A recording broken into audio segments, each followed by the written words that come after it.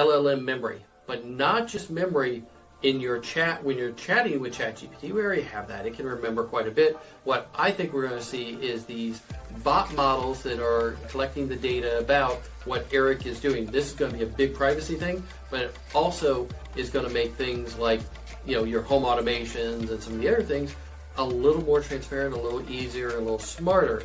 But from a privacy concern, you do really need to be careful on this, because what I predict is that a lot of the preferences, and I'm not talking about 1, 2, 3 little preferences, I'm talking about hundreds of attributes. Like the LLM model is going to remember that Eric is a non-vegan, so the recipes you're going to recommend to him are going to be a little spicy, a little barbecue, a little meat focused. If you're working with somebody else, you're going to recommend them, tofu. But Eric, you're going to say, here is the recommendations that we have for him. And that memory aspect is going to allow the LLM to know more about Eric. It's also going to know and start recording things that our iPhones are really doing today, which are that Eric gets up at this time, he normally then takes a shower at this time, he leaves for work around this time. Or if you notice on your iPhone today, when you go into a smart car with CarPlay, it automatically knows, hey, you're going here. If you regularly go to church at a particular time, when you get in your car around that time, it's going, hey, you want to go here?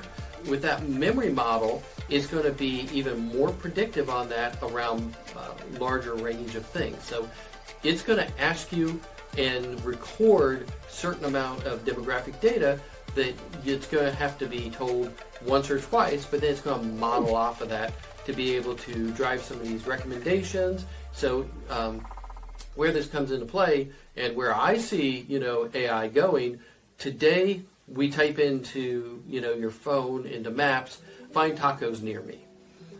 In the future, I'm going to ask ChatGPT, because I'm not going to Google it anymore. I'm going to say, I'm traveling to Orlando, where should I eat? And it's going to know Eric likes meat tacos, pork tacos are one of his favorite, he likes food trucks. So it's going to have all of that in my memory recommendation, and it's going to say, hey, here's a great food truck park you might want to check out. Here's another restaurant you've never been to. Think about that. Here's a restaurant you've never been to, because it records where you've gone, what you've eaten, when you've done it, and it can then recommend that, or go, last time you had drinks at this place at Lake Nola, why don't you go back there?